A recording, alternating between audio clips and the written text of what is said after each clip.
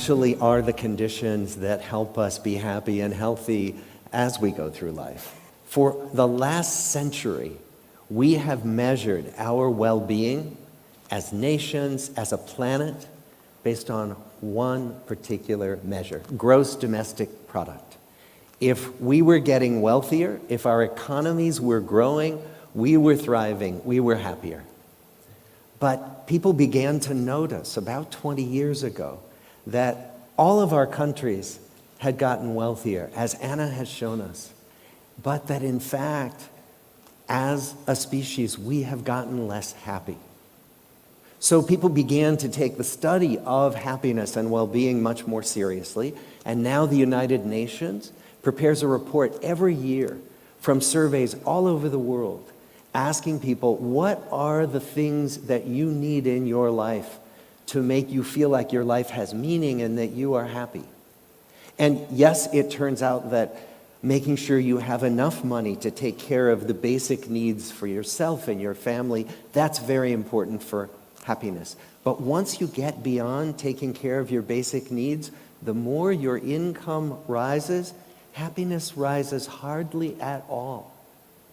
So if it's not our gross domestic product, what are the things that people say all over the world? And they say them with remarkable uniformity. They talk about social support, believing that they have the support of their neighbors and their society.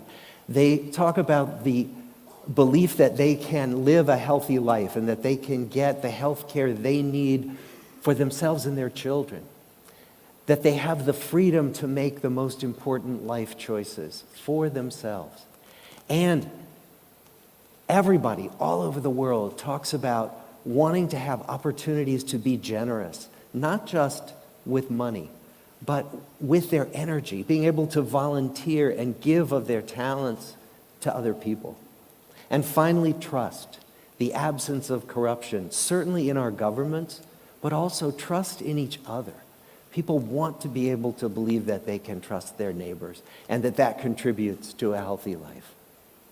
So if these are the things that people report in almost every culture in the world, what is it that young people think that they're going to need as they go through life? Well, we had a survey in the United States about 6 years ago that asked millennials, people in their 20s, what are your most important life goals? And over 80% of those young adults said that the most important thing for them in life was going to be to get rich. And over half of those same young adults said that their second major life goal was going to be to become famous. And finally, most of them said that it was very important that they achieve more and more and more at work. And that these were the things that were going to lead them to feel like they had led happy lives. So what's responsible for this disconnect between what people tell us all over the world about what really contributes to happiness and what people starting out in life think they're going to need? Well, a lot of this has to do with all the messages that come at us all day long about what we should value, about what we should care about. The idea that the good life gets defined for us through all these media messages and not so much by us. So think about it. How many of you use social media? Facebook, Instagram, WeChat, how many?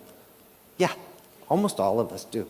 So this is a typical photo, right? The kind of photo that we put up showing people about our lives.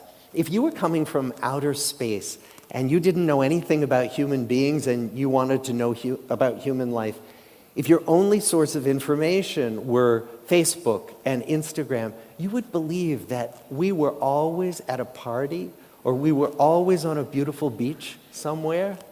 And even though we know that this isn't all there is to life, it's very difficult to see this and not to believe that somehow we're missing out.